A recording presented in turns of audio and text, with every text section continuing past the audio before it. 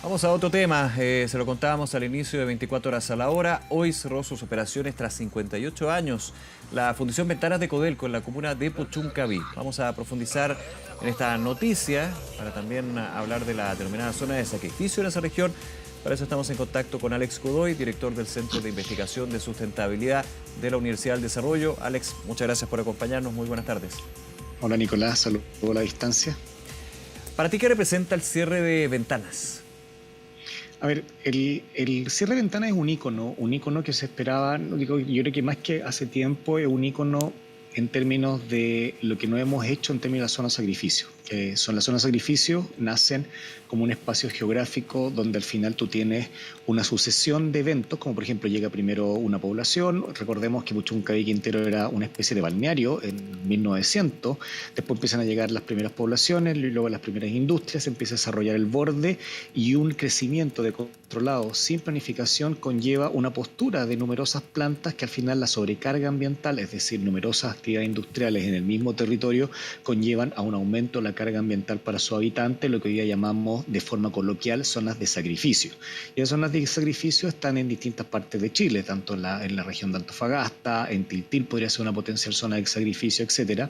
Y lo que hemos visto es que esas zonas de sacrificio nos cuesta tener una regulación que primero las evite, y siempre hablamos de la planificación territorial, pero al final lo que tenemos es que han pasado numerosas administraciones sin resolver el problema. Y eso significa que hoy día tenemos el cierre por parte de una compañía donde a mi juicio debiéramos tener una reflexión un poquito más profunda, más que sentirnos contentos donde la regulación falló, cómo podemos tener otro tipo de desarrollo regional en términos de poder tener estos también lugares industriales donde la gente también requiere trabajar y que en el fondo requiere en la remoción de este tipo de eventos o de la actualización tecnológica como es la fundición que acaba de cerrar. Claro, porque desde esa reflexión profunda también hay que tener un hecho bastante claro. Se mencionaba durante el día de hoy en el cierre que con el término de ventanas de la fundición, porque la refinería es otro tema, no se terminan los episodios, lamentablemente, y eventualmente los futuros episodios de contaminación en Puchuncaví, en el cordón industrial de Quintero Puchuncaví. Para nada. Has dicho muy bien, Nicolás. No, esto no soluciona. Esto simplemente es una medida que ya digamos, la compañía, digamos, decide cerrar la fundición. Es una de las que tiene más problemas.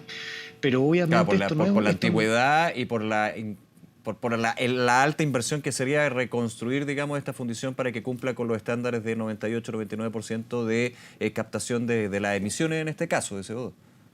Claro, o incluso, fíjate, si nosotros usáramos un combustible alternativo como incluso hidrógeno, aún así el tamaño y la envergadura de la fundición y de los minerales, porque en el fondo esta es una fundición que le presta servicio a la ENAMI, digamos, con esa cantidad de arsénico, tú vas a tener numerosas emisiones. Entonces, en este caso no se soluciona el problema porque tenemos un problema, primero, un problema de un pasivo ambiental. ¿Ya? Nosotros, yo te digo porque yo mismo participé en proponer ideas que lamentablemente no llegaron a terreno porque las distintas administraciones, estamos hablando de la administración de la presidenta Bachelet, del presidente Piñera 1, después Bachelet 2, después un plan de descontaminación por ahí, la presidenta Piñera 2, nunca solucionaron el bulto. Entonces, si nosotros pensamos de esta forma, Nicolás, hoy día tenemos un problema pasivo ambiental, o sea, hay una carga ambiental en suelos que ha sido determinada y que ya se conoce, donde hay un depósito de distintos tipos de entes contaminantes. Dos, hay un problema con la bahía en términos de los emisarios que hay, los distintos derrames que hemos visto en televisión. Ustedes mismos, tú Nicolás, lo has puesto numerosas veces cuando hay este tipo de eventos. Y hoy día lo que tenemos es que no nos hacemos cargo de la rehabilitación, no nos hacemos cargo de los flujos que están ahí y lamentablemente no hay una solución per se. Tenemos soluciones, o sea, nosotros planteamos la solución, por ejemplo, una bahía integral como fue la bahía de Green Bay en Wisconsin, que fue una bahía que era mucho peor que lo que hay hoy día en Quintero Puchuncaví, no obstante fue capaz de rehabilitarse. Hay cosas mucho más sofisticadas como la región de Kalundborg en Dinamarca, que es un barrio industrial, pero que cada vez que uno entra a una empresa ahí, antes de hacer una evaluación de impacto ambiental, debe decir qué van a hacer con sus materiales y cómo las otras empresas se nutren entre sus materiales, creando una ecología industrial. Pero estas son cosas tan avanzadas y lamentablemente la policy y la politics, disculpa que lo diga en inglés porque la palabra política encierra las dos, lamentablemente no dejan avanzar. O es la regulación la que tiene problemas con la política, entendido como la politics, o es la politics que tiene problemas con la regulación, y que obviamente el desarrollo del borde costero, el desarrollo de estas zonas de sacrificio, muchas veces no tiene restricciones o regulatorias, fíjate, o tecnológicas, que ojo, hay tecnologías que podrían haber sido depuradas hace mucho rato. Déjame interesar un ejemplo que tú dabas, la situación de Wisconsin. Tú dices, está en una situación más compleja, más delicada, más crítica que lo que puede ser Puchuncaví, lo que puede ser Quintero. ¿Qué se hizo ahí para tener un ejemplo, digamos, de buenas prácticas, donde lamentablemente, y estoy de acuerdo contigo, uno puede traer estas buenas prácticas, adaptarlas, pero hay otros temas lamentablemente que van entorpeciendo, aletargando y haciendo una discusión que finalmente no llega a una solución para evitar este tipo de situaciones que estamos comentando? Fíjate que lo tuvo. En 1970 la bahía era tan contaminada con descargas que salían burbujas de fuego desde el lago. ¿Ya? Sí.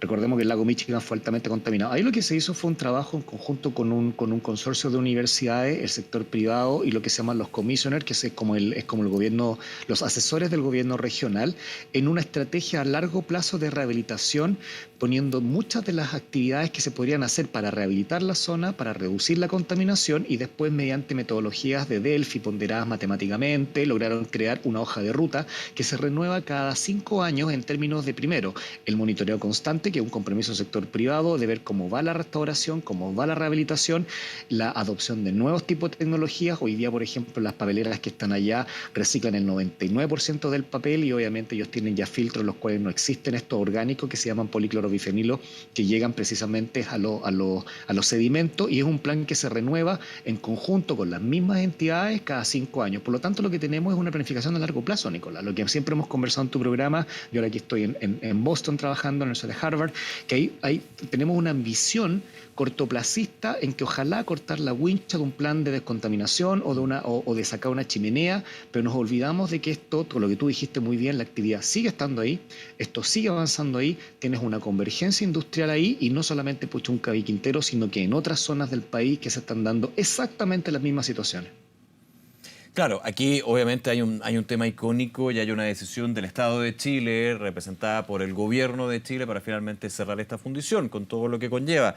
Es distinto cuando ya empezamos a ver el resto del cordón con la empresa privada, digamos, que opera de una manera distinta, digamos, en este sentido.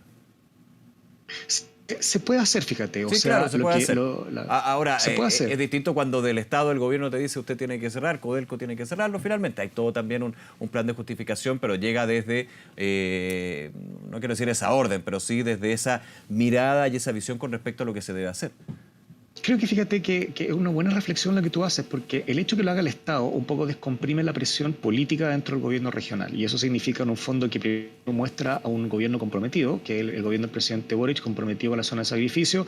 Estemos de acuerdo en la forma en cómo se hizo o no, ya eso es un tema de discusión de redes sociales, ¿ya? Pero aquí hay un compromiso del presidente Boric con una zona de sacrificio, fue y se hizo. El problema ahora es para Codelco, cómo se readecúan los puestos de trabajo, y porque, ojo, no solamente la gente que trabajaba en la fundición, sino que son todos los servicios aledaños, que son servicios de transporte, servicios ambientales que tenían La economía local, que sí. Exacto, exacto. Y obviamente eso significa gente que come, gente que va a restaurantes, gente que va a mariscar, porque esa gente come y vive ahí. Entonces, toda esa economía va a estar resentida de alguna forma, y lo que yo extraño, fíjate, que está bien lo que haya hecho el gobierno, pero no hay, a pesar de que Codelco ha dicho que hay un plan de readecuación, el impacto de una remoción de este tipo de industria es un impacto geográfico que altera los flujos de materiales, de servicios y económicos que están ahí. Por lo tanto, en un fondo, hay soluciones que son más colaborativas, las hay. Lamentablemente, yo creo que, fíjate, Nicolás, y aquí entre tú y yo, digamos, que nadie se entere, yo creo que hoy día nuestro país está muy lejos de tener acuerdos colaborativos, porque estamos más bien en una actitud más bien como de recelo con el otro. Entonces, encontrar este tipo de acuerdos, como tú me preguntabas, como fue en la bahía de Green Bay en los 70, de hecho llevamos a la gente a Green Bay, ¿ya? Lamentablemente requiere, primero, confianza, y segundo, una voluntad en que quizás las cosas van a ir más lentas y los resultados no los vas a ver en tu administración. Y yo creo que por lo menos lo que hizo el presidente Boric fue una parte de su compromiso, perfecto, pero vamos a ver ahora qué va a quedar para el resto de la regulación a largo plazo, más allá de la administración. Que, ojo, yo creo que es la ventana precisa, Nicolás. O sea, si ellos ya cerraron ventanas, tienen todo el poder hoy día de legitimidad de decir, ok, tenemos que hacer un plan que vaya más a esta administración, aunque yo no corte la wincha, porque ya se cerró. O sea, que finalmente sea una política de Estado, que siempre se habla así.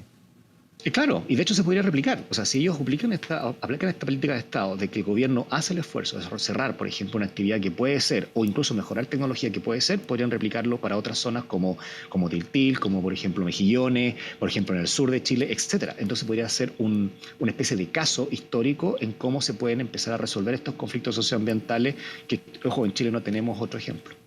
Alex Godoy, como siempre, un placer y muchísimas gracias por acompañarnos, Alex. Que te vaya muy bien, un abrazo. Igual, Nicolás, un saludo a la distancia y un abrazo. Vale, que te vaya muy bien, chao.